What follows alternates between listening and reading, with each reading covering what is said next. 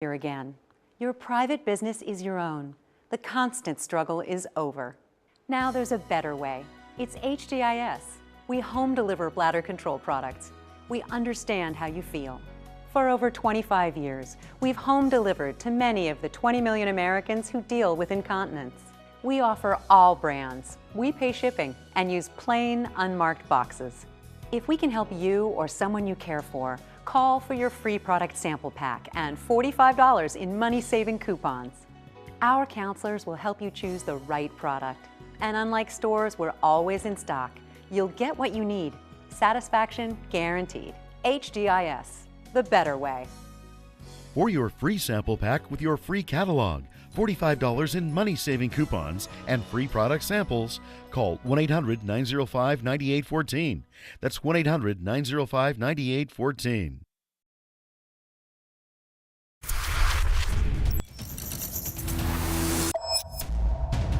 Good evening and welcome to RFL. I'm Richard French. Now we're going to spend the next hour here this Wednesday evening separating fact from fiction. We're going to expose the lies and the false narratives and just simply tell the truth. I know that's in short supply, but we figured this hour, that's the best use of our time. And it's all on important issues that our country is wrestling right now, including gun violence, voting rights here, voter suppression, the big lie, believe it or not, that's still being debated about the election. And we'll also show you how there are some folks, and yes, they are on the right, that are so wrong that dubious lists like Tucker Carlson, Sidney Powell, and Alex Jones, that they'll lie until they're forced to put a hand on a Bible, then magically the tune changes. But let's begin first with gun control, because separating that fact from rhetoric on the issue, well, it could save countless lives, and it's not hyperbole. For that, I want to bring in senior political correspondent Andrew Whitman. And Rich, the nation's at an inflection point on the issue again as it responds to both Boulder and the Georgia spa shootings. Republican opposition to calls for more gun control have been predictable. They say gun control is unfair to gun owners and it only makes matters worse anyhow. What happens in this committee after every mass shooting is Democrats propose taking away guns from law-abiding citizens because that's their political objective. But what they propose, not only does it not reduce crime, it makes it worse. The jurisdictions in this country with the strictest gun control have among the highest rates of crime and murder. When you disarm law-abiding citizens, you make them more likely to be victims. Almost everything that Senator Cruz claimed in that soundbite is wrong. First of all, no one is looking to take guns away from law-abiding citizens. That's the slippery slope straw man that Republicans lean on every time guns become an issue. The only claim that Cruz made that has any merit whatsoever is that American places with strict gun control laws tend to have higher crime and murder rates. But that's not a function of the gun control laws in those places. It's more because each state has different gun laws, so the U.S. essentially has 50-plus different sets of rules for who can buy guns and how.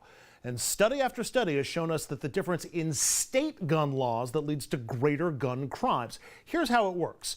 For years, New York has had much tighter gun laws than Pennsylvania. Same with Illinois when compared to Indiana. So people illegally import guns from the lax gun law states into the states with tighter gun laws. Now compare that to Texas, where gun laws are far more lax, so Texans don't have to import their guns from elsewhere. So having different laws about guns in different states and cities doesn't work. But countries that have implemented gun control nationwide, they've seen huge turnarounds. And you have to keep in mind that the U.S. isn't the only country in the world that has experienced mass shootings over the years. But leaders in other places where they happened took action. So after mass shootings in the UK, Japan, Australia, and Germany, restrictions were imposed. Some, like the UK, Japan, and Australia, banned guns, including automatic and semi-automatic weapons and even handguns. Germany still has high gun ownership rates, but it does things like psychological and anger management tests for some of the people who are purchasing guns. The results? Japan, the UK, and Australia have some of the lowest gun death rates in the world, and Germany's is closer to their rate than ours, even though the country has one gun for every 15 citizens. So those countries and their leaders learn from earlier mistakes, and we may be seeing something similar happening in Washington right now. After Sandy Hook, President Obama came out with some bold gun proposals, including background checks, assault weapons bans, limiting the capacity of ammo magazines, banning armor-piercing bullets, boosting penalties on straw purchases, and more. Obama left it to Congress to do the work, but Republicans objected, and unsurprisingly, nothing got passed. With that in mind, President Biden is going smaller, focusing on background checks, and he's willing to invest his political capital to try and get them passed. Biden also mentioned assault weapons, but he's not pushing for that nearly as much. Part of that may be because Biden knows he has public support for background checks, 93% support among all Americans and majorities of gun owners and Republicans as well. Those numbers only a little higher than they were after Sandy Hook. And other numbers from the poll show an overall agreement from the public about gun control in general, plus support for even more specific measures. The overall argument for greater gun safety brought home by former Congresswoman Gabrielle Giffords, whose own experience as a victim of gun crime ended her congressional career, but it did make her an advocate for gun safety. Giffords, in a USA Today op-ed, writing, quote, "There's a reason that nearly every American will know at least one victim of gun violence in their lifetime. There's a reason that Americans are 25 times more likely to be killed in a gun homicide than people in other high-income countries. We're a nation awash in guns and lacking adequate laws to protect us from gun violence." She concludes President Joe Biden issued a call to action Tuesday that must not be ignored. It's not too late to change the direction of our country. It's not too late to put a stop to hateful violence. We must all call upon our conscience and our courage and take action. Final note combating the claims of Ted Cruz and others, there are plenty of American examples where if the gun laws being proposed had been in place, lives could have been saved. Like the 2019 West Texas gunman who failed a background check, then bought a weapon privately where checks weren't required. He killed 7, shot 25 others. Or the multiple husbands and ex-partners who got guns despite having protection orders out against them and who used those weapons to later kill their partners. And sadly, the Boulder shooting itself is also an example. In 2018, the city implemented an assault weapons ban. Here's the model that they used in the shooting. Technically, it's called a Ruger AR-556 pistol. But as you can see, this doesn't look like a pistol. It looks like an automatic weapon, and it doesn't work like a pistol either. No cocking needed, just press and shoot. That's the definition of a semi-automatic weapon. With a little alteration, it'll fire multiple rounds with one press. That's the definition of an automatic weapon.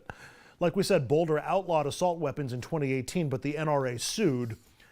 A judge lifted the city's ban 10 days before the shooting in Boulder, and just 4 days after the ban was lifted, the gunman purchased his weapon. Rich? And let's start there, Andrew, because I think there's a sense from people, even that are strongly for tighter controls, listen, we got more guns than people in this country. You know, it's a drop in the bucket. At least it'll make us feel better. No, the laws, they actually work. And it's not because I want them to work or whatever. You just laid it out. If just orders against people that, you know, people put protective claims against, if guns were kept out of their hands, or people that had criminal records that were trying to get them to have a background check, or God forbid somebody had terror watch, it works. You're keeping hands. Now, I saw Pat Toomey, who's a Republican, and for you folks in Pennsylvania, you know, and he's an outgoing senator. But he said, listen, I own guns. I go through background checks in Pennsylvania again. It's not that bad. And we got to figure out how, and the devil's in the details, he said. But if somebody is really off and their family says, I'm worried about John over here, there should be a mechanism that we keep guns from harming themselves or others. Mm-hmm. And moreover, if they're troubled, they shouldn't be handed a gun at a gun store. There needs to be some background checks from the mental health standpoint. The point of it is, this is not psychobabble or PC. They actually work these laws. We can't do them all, but and why is that such a burden? I don't get it. And they're not going to stop every gun crime. I mean, yeah. You're not going to stop this from ever happening again. But, you know, if one husband or ex-husband who has a protection order against them, a restraining order, is stopped from getting a gun and doing violence against their spouse, that's one life saved. You know, I think the person whose life isn't taken will probably be supportive of that. I mean, so it adds up one at a time, or in some cases multiples at a time, because you've had some mass shootings. And this is maybe a tougher sell, but I'm trying to put this in consumable terms. Somebody still has to make a convincing argument to me why we need in this country to be armed as private citizens with stronger armaments than our law enforcement has. And somebody has explained to me why armor-piercing bullets or body armor should still be in the public sphere. Now, again, I find those are weapons of war. We're not going to have an assault weapons ban. I know that the votes aren't there. I'm not going to waste a lot of my energy on that tonight. But there are certain things that, again, if we have a loved one who's going out, putting on a uniform as a cop right now, do they really need to be outgunned legally in the private citizenry? Does that make a lot of sense? You can have a right to bear arms, but are there any limits? Look, there are plenty of people who use or collect the stuff that you're talking about, body armor or those kinds of weapons or automatic weapons, and it's something of a fetish or a, I just love guns, which I get, although I don't quite understand it. But because of the terrible things that people can do with those. I mean, we saw the body armor being used by the Capitol rioters, and police couldn't put them down. We've seen this in other riots that Republicans have been, objecting to from last summer, and other incidents that have popped up, where it's a problem. And so I understand that a legal collector of that sort of thing doesn't like the idea of that being in shorter supply, but people are abusing it and doing terrible, terrible things with it. In some ways, during COVID, we had this debate in this country. Are we willing to make any sacrifices for the common good of the republic? Some people said yes, some people said no. This is a debate, I think, also where those kind of metrics have to be at least considered. All right, Andrew, thank you. When we come back, Democrats want more people to vote, and they got the bills to do just that. But Republicans, they're saying not so fast. After the break, I'm going to show you the real reason why Republicans don't want more people to legally vote. And trust me, it has nothing to do with fraud. This is important news for people who took certain drugs for HIV and then suffered serious injury to their kidneys or bones. Your HIV drug could have contained TDF, an ingredient known to increase the risk of kidney disease and kidney failure. TDF has also been linked to bone fractures, bone density loss, and softening of the bones. If you or a loved one took Truvada, Viriad, Atroplus, Stribild, or Complera and then suffered from kidney disease, kidney failure, bone fractures, osteoporosis, osteopenia, or osteomalacia, call the lawyers at Davis & Crump right now to see if you're eligible for a cash award and medical expenses. If you or a loved one took any of these medications and were then diagnosed with kidney disease, kidney failure, bone fractures, bone density loss, or softening of the bones, call Davis & Crump right now to see if you're eligible for a cash award and medical expenses. Our first consultation is free, and we don't get paid unless you get paid. Call Davis & Crump right now. Operators are standing by. Villains, robbers, bandits, crooks, they're all over your TV screen. But the biggest thieves are behind your screen. I'm talking about the cable companies. They charge monthly subscriptions, fees, rentals, and force you to take long-term contracts. Well, it's time to say goodbye to the cable guy,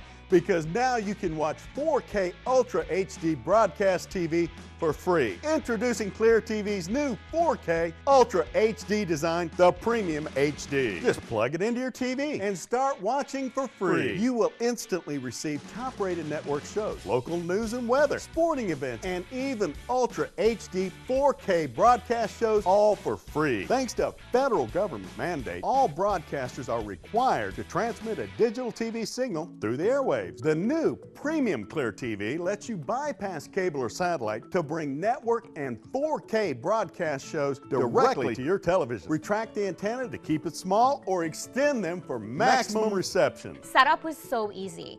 I took my Clear TV antenna, plugged it into the back of the TV, and now I can watch my favorite broadcast channels anywhere in the house for free. We're just off the coast here in the Gulf of Mexico receiving free network broadcast HD TV. Imagine all the free shows you'll receive at home. Basic cable and satellite services can cost you up to $80 a month. That's $960 a year and almost $10,000 over a 10-year period. Watch TV in as many rooms as you like with no additional monthly fees. Stop spending money you don't have to spend. Call or go online now and get your premium Clear TV 4K Ultra HD antenna for only $19.95. It's backed by our 60-day money-back guarantee. Order now and you can add a second Clear TV free. Just pay separate processing and handling. That's a $40 value for only $19.95. I can't believe I get all these channels for free. Plus 4K Ultra HD, Clear TV is for real. In this segment, we focus on one of the most fundamental rights that we have in this country. It's a right that people fought and died for. I'm talking about the right to vote. But now, in this hyper-partisan world that we live in, it is hard to tell the truth from the lies. House Democrats recently passed a sweeping bill that would make it easier for people to vote by mail, vote in person, vote early, register to vote, and so much more. It's basically a laundry list of things that will improve turnout. So naturally, Republicans are against it all. They keep saying that they're worried about fraud, some of them still spreading the big lie about 2020, which I'm going to get to in the following segment. But in the rare case where they tell the truth, we hear the real reason the GOP does not want more people to vote. And you can thank people like Lindsey Graham for letting that truth slip out. Mitch McConnell and I need to come up with an oversight of mail-in balloting. If we don't do something about voting by mail, we're going to lose the ability to elect a Republican in this country. He told you right there. That's the real motivation here. Republicans on a national level, they're trying to stop Democrats from expanding the pool of voters. Now, when it comes to statewide level, Republican lawmakers there have introduced more than 250 bills that would roll back voting rights here in 43 different states. Arizona, one of those states. And I want to quote here from a GOP state lawmaker what they had to say about voting. And again, his words. Not everybody wants to vote. And if somebody is uninterested in voting, that probably means they're totally uninformed on the issues. Quantity is important, but we have to look at the quality of the votes as well. Well, on Capitol Hill today, a Senate committee held hearings on voting rights, and some big-name witnesses appeared, including the former Attorney General, Eric Holder. The events of the past few months have brought into stark focus what has been true for too long. There is a large and powerful faction in this country intent on retaining power and who will bend or break the rules of our democracy in order to do so. The attack on our system of government did not begin or end with the insurrection at the Capitol on January the 6th. For years now, politicians have spread the same lies about voter fraud and advanced falsehoods about the integrity of our electoral system. The fact is that there is no evidence of widespread or systemic fraud during the 2020 election or at any other time.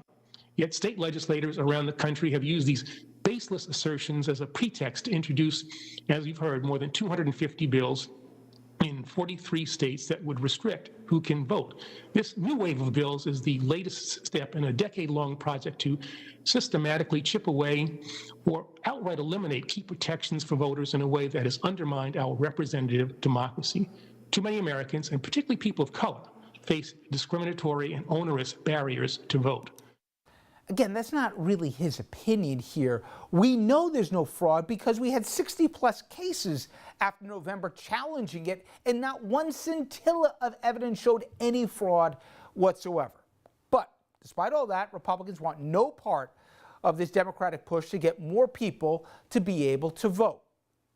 This bill is the single most dangerous bill this committee has ever considered. This bill is designed to corrupt the election process permanently, and it is a brazen and shameless power grab by Democrats. It speaks volumes that this is H.R. 1 and S1, that the number one priority of Democrats is not COVID, it's not immunizations, it's not getting people back to work, it's not getting kids back in school, it's keeping Democrats in power for 100 years. A little curious that Flying Ted is talking about priorities of constituents, but I digress. Mitch McConnell, he also spoke at that same hearing, and he had the gall to say this. States are not engaging in trying to suppress voters whatsoever. This is clearly an effort by one party to rewrite the rules of our political system. Well, Chuck Schumer, he also spoke. The Senate Majority Leader, he railed against Republicans over, again, the issue of disenfranchising voters, specifically about one idea they have. How are poor people going to pay for a notary when there's virtually no indication of fraud? It's one of the most despicable things I have seen in all my years. Shame, shame, shame. You know, again, we don't have to divine what the motivation is. Just listen, Andrew, to the Republicans. They're telling you if more people vote, we're going to lose more races. So we can't have the people vote, even though we got no evidence that anyone's cheating. They're legally exercising their right to vote, and they're saying that's a problem because it's going to cost us at the ballot box. There's another part of all this that isn't getting a lot of attention, and that's that we just came through the 2020 election, and if you recall, 66.3% turnout in the 2020 election. 2/3 of all eligible voters voted. That's the highest turnout we've had in a presidential election in more than 120 years. For decades, we've heard about the lack of people who are voting, the need to get more people involved. We set a record for the highest turnout, but because high turnout equals a bad partisan outcome for Republicans, all of a sudden trying to continue this and get that same level of turnout in future elections becomes an exercise in partisan politics. Is there a partisan advantage for Democrats in this? Sure, there is. But there's also a Democratic advantage in this, a Republican, I'm talking small r, small d. You're supposed to have as many people voting as possible. I thought that was kind of the underlying fabric of the democracy. And I read one quote there that the Republican state lawmaker said, listen, we don't want people voting that don't really know what's going on. Due respect, the majority of the base of that elector, they believed that an election was stolen that never was, that COVID wasn't real, and the rest here. So nobody ought to be casting aspersions on low information voters here, because no party's got a monopoly. Yeah, is the guy who gave that quote from Arizona, is he talking about the Trump voters who stormed the Capitol on January 6th? Because you could make the argument using his logic, they shouldn't get to vote either. And by the way, it's not made up, it's not inflammatory, it's not PC. They're targeting communities of color to try and make it as difficult as possible for those folks to vote here in 2021. It is that bad. All right, when we come back, they're so right, they're wrong. Well, after the break, you're going to see how the far right here, even after everything that happened after November and on January 6th, is continuing to lie about the election. And when the cameras aren't rolling and they find themselves in legal trouble, all of a sudden, the version of events they'll tell you will make your jaw drop. Stay with us. The first 3 months, we saved $4,100. CarShield saved me over $6,000 in engine repairs. I saved $4,100 out of pocket. Amazing, amazing. Customers everywhere agree. If your car is out of warranty, you need to call CarShield before your car has an expensive breakdown. Without CarShield, there was no way that I could afford to get my car fixed. An engine, transmission, or computer system breakdown could cost you thousands of dollars, but not with CarShield, America's #1 car protection provider. CarShield saved us $4,000. That was great, right? Yes, it was. We're just happy with CarShield. They put a transmission in it and a motor. Who does that? CarShield makes sure you don't have to pay for expensive car repairs. The components that we're using are not getting cheaper. So nowadays, coverage is even more important. CarShield covers most makes and models from 5,000 to 150,000 miles. It's easy, affordable, and no long-term contracts. And when customers realize that they're getting a $5,000 job for $100, they're excited. I've had customers who were so happy that they did break down into tears and cry. We saved over $6,000 on a complete engine rebuild of our truck. With CarShield, I saved over $3,600. It's a no-brainer. I never have to worry about being taken advantage of when it comes to car repairs. It's like having a suit of armor around my car. Cars will break down, and those breakdowns could cost you thousands unless you call CarShield today and get the protection you deserve. CarShield saved me in excess of $10,000. And when you call, you'll also receive at no extra cost roadside assistance, towing services, and rental coverage. If your car's out of warranty, believe me, you want to have CarShield. Make the smart choice and protect yourself from sky-high auto repair bills. Call now for a free and instant protection plan quote. It's only a matter of time until repairs are needed. And once your car breaks down, it's too late.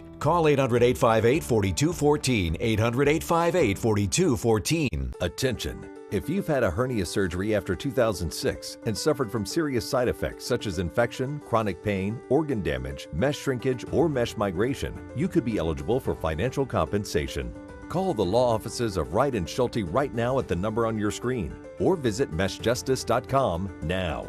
Ethicon, a subsidiary of Johnson & Johnson, has withdrawn its PhysioMesh flexible composite mesh from the market. Again, if you've had complications from your hernia surgery after 2006, you could be eligible for financial compensation. We can find out what type of devices were used in your surgery. Call the law offices of Wright & Schulte immediately at the number on your screen or visit meshjustice.com now. You deserve justice, and the call is free.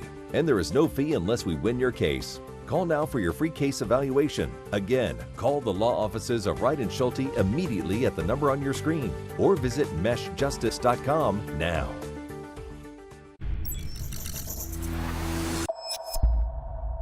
In our So Right They're Wrong segment for tonight, we're going to be focusing on the big lie and how even now, although the election way in a rearview mirror and no widespread election fraud ever proven anywhere, it is still being perpetrated. I'm going to get into that in a minute. But first, let's show you how well before November, many people on the far right said one thing when it came to TV or radio, but when confronted with lawsuits, they'll admit it was all just manufactured outrage to hustle their audience for rating points and the almighty buck. And let's start where else but with the usual suspects, including Tucker Carlson of Fox News. Tucker was sued for defamation by the Trump accuser, Karen McDougal, for saying, well, things like this. Two women approached Donald Trump and threatened to ruin his career and humiliate his family if he doesn't give them money. Now that sounds like a classic case of extortion. By the way, a judge tossed out that suit late last year, but not before an attorney representing Fox said in open court that people shouldn't tune in and expect to hear, oh, I don't know, actual news. That attorney said the following, again, representing Fox, quote, would a reasonable viewer be coming here and thinking this is where I'm going to be hearing the news of the day? Well, we go to Newsmax next, which is where people go when Fox just isn't crazy enough for them. They're also saying that they're not, well, real news, even though that word is right there in their title. Take a listen to the CEO of Newsmax. There's a lot of opinion hosts, and they have all sorts of things that I don't subscribe to. I do believe in free discourse. I believe in people having their opinion. We're not saying that that is accurate. So don't believe the news in Newsmax. Then we get to the conspiracy nut and InfoWars host Alex Jones. He's the king of the crazies. He's called 9/11 an inside job. He said the moon landing a fake. He also said the Sandy Hook school shooting was staged. And on that one, he got sued. But when Jones was going through his divorce, his attorney said that Jones was just playing a character and he didn't really believe the filth that he was spewing. So that brings us to the big lie, something that these folks certainly believed, and we saw how that turned out on January 6th. Plus, polls show that the majority to this day of Republicans believe that Trump really won the election, and the election was, you got it, stolen. Now, many GOP lawmakers, they're continuing to parrot the Trump lie and say the election was stolen, even though the lie endangered our very republic and killed 5 people on that fateful day of January 6th. Now, one of Trump's lead attorneys, a woman by the name of Sidney Powell, who managed to sound even crazier than Rudy Giuliani, and you got to work at that. She was front and center in the wake of the election, trying to get results overturned and telling lies at insane press conferences like this one. Massive influence of communist money through Venezuela, Cuba, and likely China in the interference with our elections here in the United States. The Dominion voting systems were created in Venezuela at the direction of Hugo Chavez to make sure he never lost an election after one constitutional referendum came out the way he did not want it to come out. By the way, she, an attorney, along with Rudy, who represented the president when we were going through all the insanity after the election. So it's not just somebody, for S&Gs getting in front of a camera, I don't know, in a parking lot in Pennsylvania, but I digress. So Dominion, they heard that, and not surprisingly, they sued Ms. Powell for defamation to the tune of $1.3 billion. So all of a sudden, when we have a lawsuit, Ms. Powell changes her tune. Her defense, tell me if you heard this before, and this again directly from her attorney, no reasonable person would conclude that the statements were truly statements of fact. Oh my God, there's 2 parts to this. It's just the unbelievable hustle to the poor people who believe it and the perpetration of the lie to this day, Andrew, again, she was representing that she was counsel for the president, saying that the very election, the bedrock of a free and fair democracy, wasn't to be trusted. She was threatening state attorney, secretaries of state, etc. in these processes. And then she says, well, why would anyone believe me? It was all just, I don't know, entertainment. And they use that lie to demand that states change their vote totals to, never corroborated allegations of fraud and court challenges that never amounted to. Basically, they wanted to upend the 2020 election. And on this program, we saw it every day that they would come out with some other argument in some other ridiculous place, making some other ridiculous claim. But they were using that to try to change the 2020 election outcome. And then, as soon as they got inside the courtroom where the cameras weren't, we can't do this. They would never repeat what they said at the press conferences. Because they could be held liable for it. There could be consequences if they do. And that's I know it's the second part of what you were talking about, but that's the part that mystifies me in all of this. There's no consequences anymore. Well, Dominion apparently has, and I'm going by experts at least on this, a rock-solid case against them because real damages were incurred by Dominion. No one, half the country doesn't believe they ran a legitimate election. So now all of a sudden, she's changing her tune. She's on the hook here. But if I went on the air on this program and routinely gave false information, I wouldn't be working here much longer. And I'd be sued as a consequence for it. Probably would. And yet, Tucker Carlson on Fox, and it's not just Tucker, it's having Sidney Powell on Fox News dispensing that bad information. Alex Jones pops up from time to time. So not only is there no consequence for telling these lies, but they are rewarded finationally. They're rewarded in terms of image. State, Andrew, how about people sitting elected officials? And before people say, oh, well, Marjorie Taylor Greene, she's off on some remote, bizarro island by herself. No. To this day, the polling, most Republicans still believe that the thing was stolen, even though they all admit that they were lying to them. And you have sitting Republicans who still parrot the lie. And they will push to have allies on Fox or in conservative media making the points that they want to have made, so they can then parrot them and say, it's not me who's making this claim. Did you see Fox News? Ron Johnson has been reading all of his stories about, who the real rioters were, are all reports from conservative media. They can insert that in place of the truth and in place of their own. And as we just showed last segment, everybody, it's not just words. They're trying to now change even voting laws, all predicated on the big lie that never was. All right, when we come back, as President Biden makes Kamala Harris the point person to deal with the situation at the border, we're going to give you an inside look at where the migrants are being housed. Then we'll speak with someone who's working to help them deal with the situation on the ground.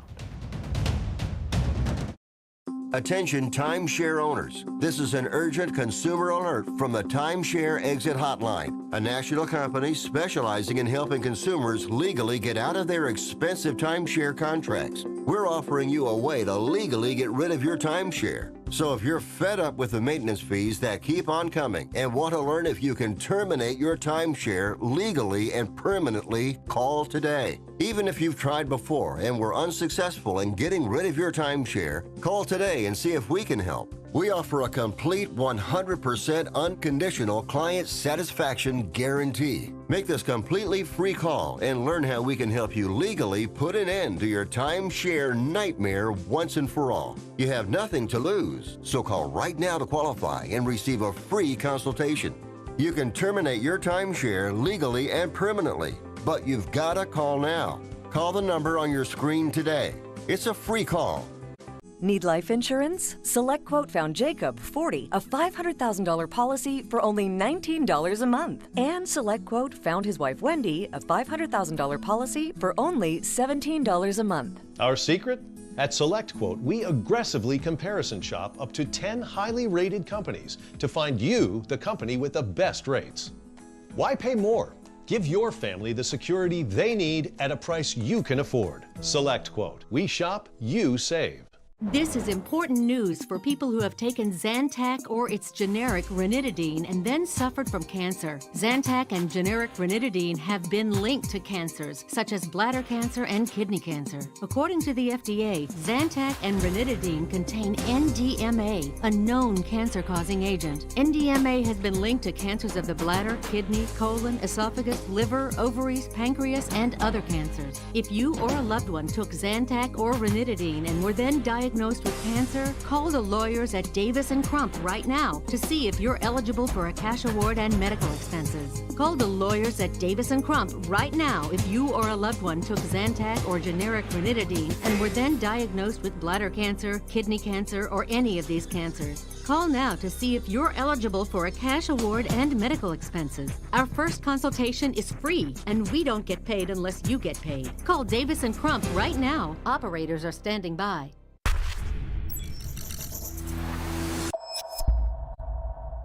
The situation at the border worsening as migrants continue to cross and the Immigration Service scrambling to house all of them. Cecilia Vega from ABC News, she got a first-hand look, and she spoke with some of these folks. On the southern border, authorities in a race to keep up. On patrol with deputies from Hidalgo County, Texas, we spot a group of families who just crossed the Rio Grande. ¿Sabes quiénes? Cuatro. ¿De dónde vienes? Honduras. In this group, 15-year-old Jeffrey traveling alone from Honduras. Sí, cansadísimo. He's very, very tired, he says. And what's next now that he's arrived? He tells me only God knows. Just up the road, an even bigger group. In it, 9-year-old Justin and 10-year-old Joseph, both traveling alone, walking for more than a month. The group has taken them in, strangers promising to keep them safe. The boys show me phone numbers of family members in the U.S. they soon hope to find. Justin takes off his backpack to show me this hat. Este es el número de tu abuelo, ¿verdad? This is his grandfather's phone number. Joseph's aunt's number written right here. This is his aunt's phone number. The children likely to end up in a facility like this. They still won't allow journalists inside, but Customs and Border Patrol releasing this video shot last week. Only 250 people are supposed to be held here. Instead, they're close to 4,000. Side by side, huddled under foil blankets, toddlers in a playpen, being watched by a caretaker. Tonight, the White House under fire from all sides, accused of not having a plan in place to handle the surge after it overturned many of President Trump's hardline immigration policies. Democratic Congressman Henry Cuellar of Texas calling the situation at the border something the White House won't, a humanitarian crisis. The administration has all the good intentions. They want to treat the kids in a humane way. But in trying to do this, their good intentions are being overwhelmed by numbers. The children just keep coming. Those little boys we met, Justin and Joseph. Justin tucking that hat with his grandfather's phone number away for safekeeping. ¿Tienen miedo? Are you scared, I ask? Yes, they tell me. They're scared. And for more, let's bring on our guest. Hope Fry is co-founder and executive director of Project Lifeline. She's kind enough to give us a few minutes. And Hope, maybe it's semantics, but there's a debate as to the state of the humanitarian crisis, or if it is a crisis at the border. How would you describe it? There are thousands of children at the border, Richard, but I would prefer not to talk about it as a crisis. I would prefer to talk about it as a challenge, and more importantly, as an opportunity to address the systemic failures that cause children to be held in baby jails at the border, and to take a look and reimagine both procedurally and legislatively how it is we want to welcome children when they arrive at the United States. You know, I was a couple of years ago at the border, Tijuana and San Diego, and I saw myself this makeshift system that was trying to figure out, seemingly outside of governmental really solutions or input or interest, you can argue, from then the Trump administration, what to do with these kids. And I said to anyone, if you saw the kids yourselves, you'd realize that we've got to do better by them. And my question is there clarity now what we're going to do with this population? And, you know, if somebody brings them to the border as a caregiver, how does it work now? Does the caregiver come into the country too? Or is it you find someone in the States that's a relative and the child stays with them until the situation gets figured out? First of all, to the first part of your question, right now we have a conversation. We have an opportunity, and we are having an actual conversation, not just how do we want to manage the children who are here, and it's really a large management issue. How do we want to do that? But more importantly, we are having a serious discussion for the first time in many, many years about what we're going to do. But let's talk about what's happening at the border. First of all, Title 42 expulsions, which are the imaginary CDC sealing of the border because of COVID that is not science-based. Title 42 expulsions are going on for everyone but unaccompanied children. So what does that mean? That means if I bring my 4-year-old child in across the border, my child and I will be sent back to the squalid and extremely dangerous conditions along the Mexico border. So I might choose, rather than have my child stay there where the crime is horrendous, where women have been abducted and raped in front of their small children, I might prefer, rather than have my child in this very dangerous situation, to send my child across alone. And this is, I have to say, an incredibly painful decision, but parents are doing it. So then we have a child who comes in unaccompanied, who would have been with a parent but for the Title 14 expulsions. Then we have another category of children who arrive with trusted caregivers. I've met many, many children in detention who travel with grandma, where grandma has been the principal caregiver their whole lives. They've never known their parents. It has always been the case that children arriving with a trusted caregiver are separated from that caregiver and given into the custody of the Office of Refugee Resettlement, which is the government agency that's charged with taking care of kids once they're released from the border baby jails. There is no reason, Richard, why we can't have a system of receiving children in child-friendly reception centers staffed by trained child welfare workers and do release, expedited release for many, many children at the border, including screening trusted caregivers like grandma to see if she can be released together with the children can be released together with her. Now, the pushback that we get on that is children are trafficked. You can't do that safely.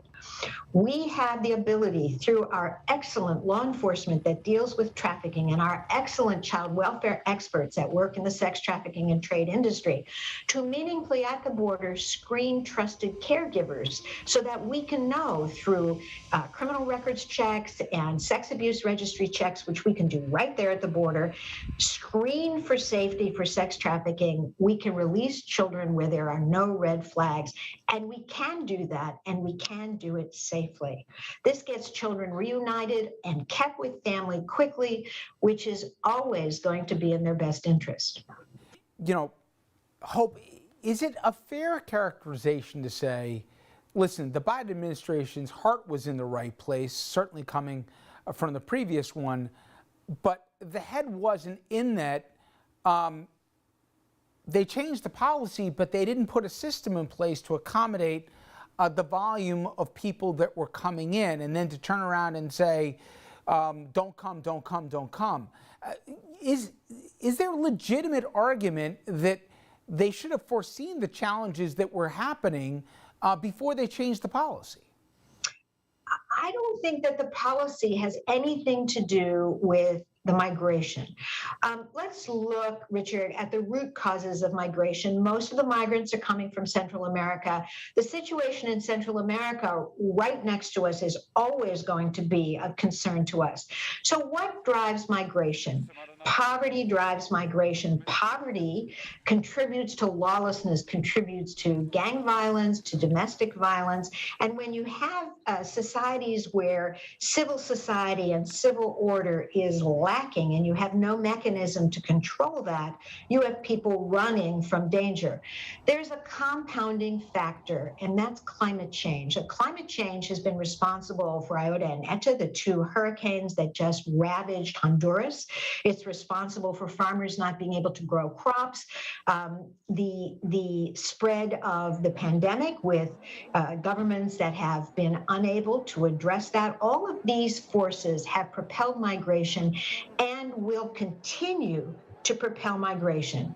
The coming of refugees to our border has nothing to do with any Biden policy, just as they kept coming to the border when the border was closed, when children were being separated from parents under the last administration. People come because they are running for their lives. They don't come because of some policy we have or don't have. Most of the people have no idea what our policies are. In terms of the why, I've heard two different things. Obviously, the desperation you've mentioned, and we've heard from certain people that they came because there was a change in administration, that they'd find a more welcome one than they did under the previous folks. I've heard other numbers that say when you look at the raw data seasonally, this is the time that they come if you look year to year. Which one is it? Are we seeing a much greater influx than we've previously seen? And if so, why? No, I think you're absolutely right that we have seasonal migration patterns. In 1986 and in 2000, we received 1.6 million people, undocumented 1.6 million. We didn't receive anything like that, say, in 2010. We have historical patterns of migration that this pattern fits right into those historical patterns. The spring is the migration season. We see heavy migration every year through the spring, tapering off in June and July when the desert is very hot. Now, we have more children coming now. We had 9,500 children in February, and we expect more children than that coming in each of the next 3 months. Part of the reason for that is that the last administration unlawfully expelled more than 5,000 children because of Title 42 specious COVID restrictions. And those children didn't go home. They've stayed in Mexico, many near the border, most near the border, in dangerous situations. And now that we're following the law that was the same under the last administration, this administration is simply following long existing law under the anti-trafficking laws. We're letting children come in as we should have. Had the last administration allowed children to enter the United States as it was legally required to do, we would not be seeing so many children now. If you and I speak in 60 days, are you confident that we're going to get this thing, we're going to get our arms around this, and more importantly, that these kids are going to be in a safe place here and we're going to be better equipped to handle the reality? I hope so, Richard. I hope so. All right, me as well. Fingers crossed. Thank you so much for the time. I really appreciate it. Thank you for having me. And up next, our good friend, ABC News political director Rick Klein. He'll join us with the latest coming from Capitol Hill when it comes to gun control and much more, including the filibuster. Stay with us. If you have Medicare, you've probably paid thousands of dollars in Medicare taxes. You may be eligible to get more for your money. Medicare Advantage plans provide all-in-one coverage for your hospital, medical, and prescription drug benefits. Plans may cover dental, vision, hearing, and expanded at-home telemedicine visits. They may even offer dentures, free eyeglasses, free hearing aids, free gym memberships, and free transportation to medical appointments. Over 37 million people with Medicare don't have a plan like this. Are you missing out?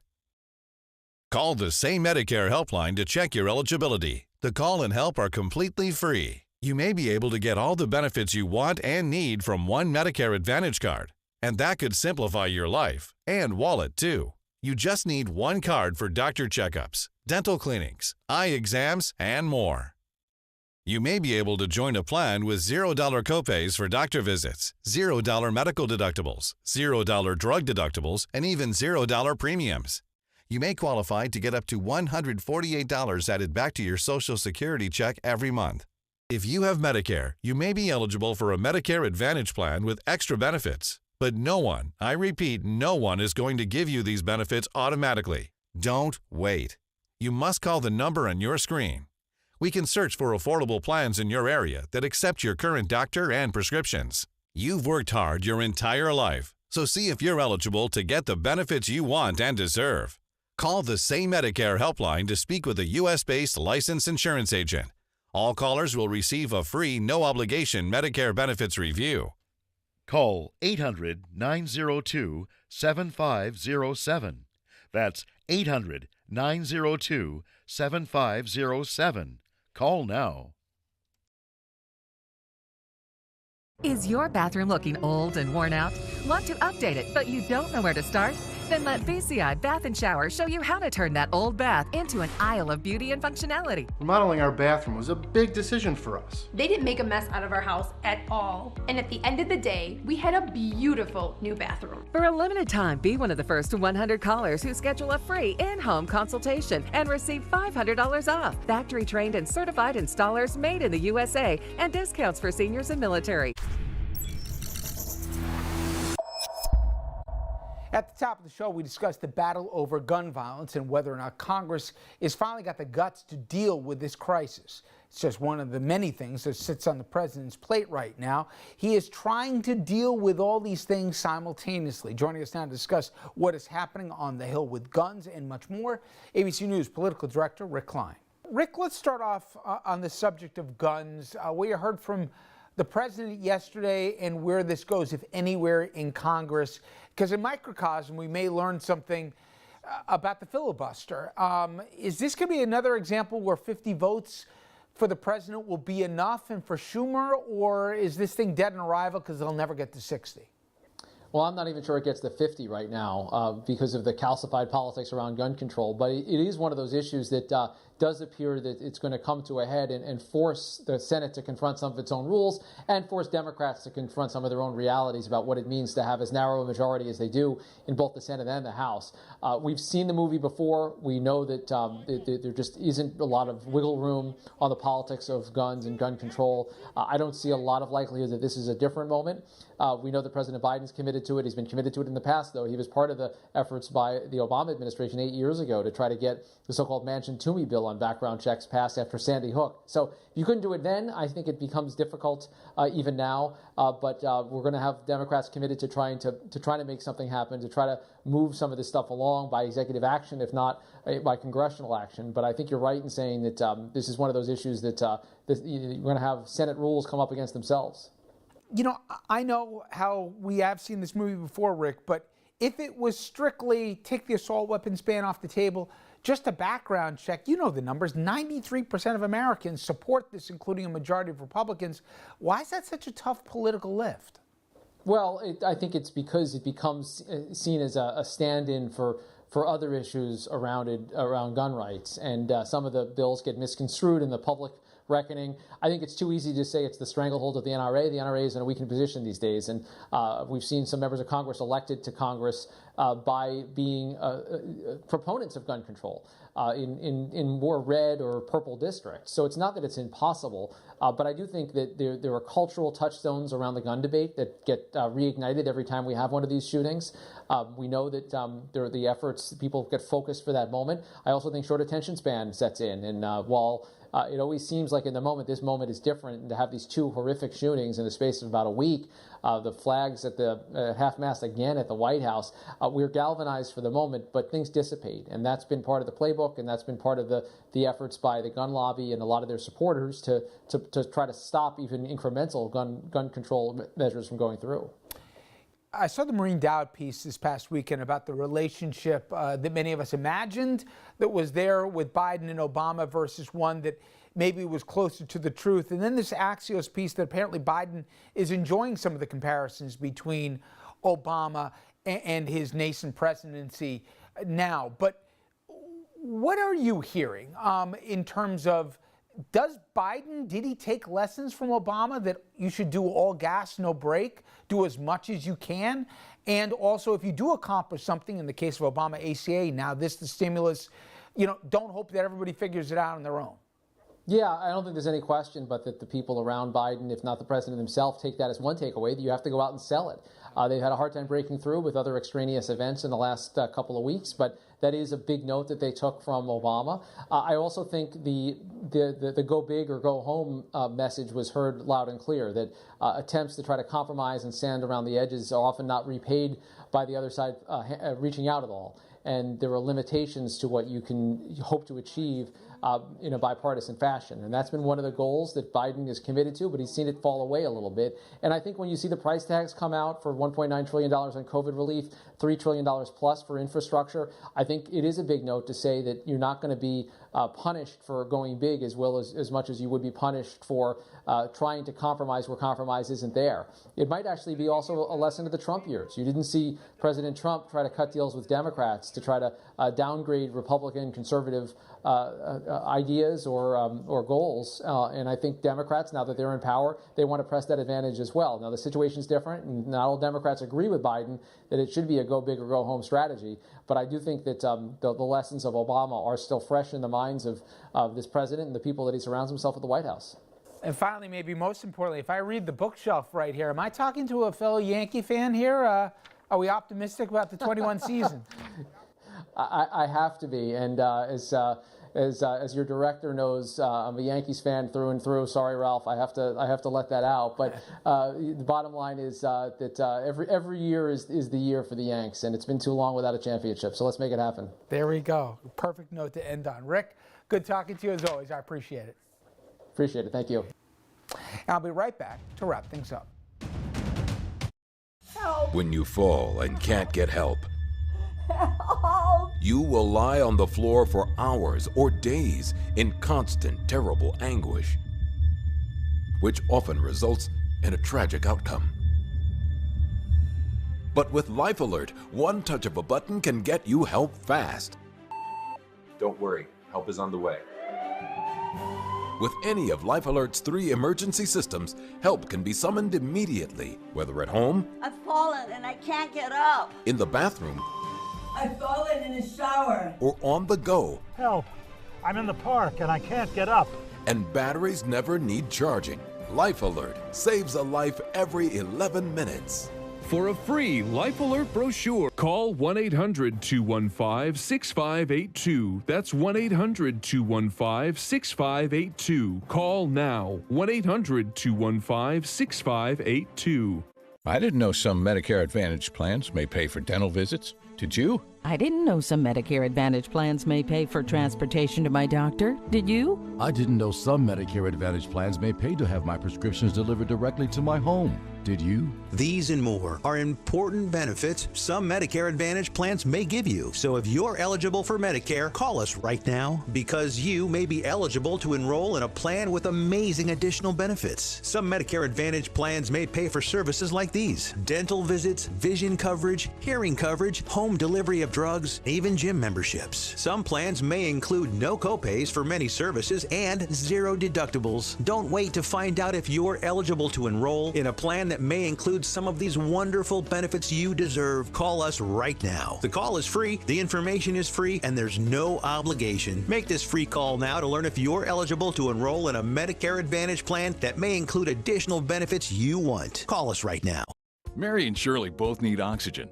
Shirley lost her freedom the day she went on oxygen, but Mary has the ultra-compact Inogen 1 G4 oxygen concentrator from Inogen. It's the smallest and lightest model we've ever made, so she'll always have the oxygen she needs anytime, anywhere. The sooner you call, the sooner you can reclaim the freedom and independence you deserve. Call now for your 30-day risk-free trial. Call 800-683-1390. That's 800-683-1390. Well, that's going to do it for us tonight. Thank you, as always, for joining us. We'll be back here Thursday, 6 p.m. Eastern Time for another Richard French Live. We hope to see you then. Here's an important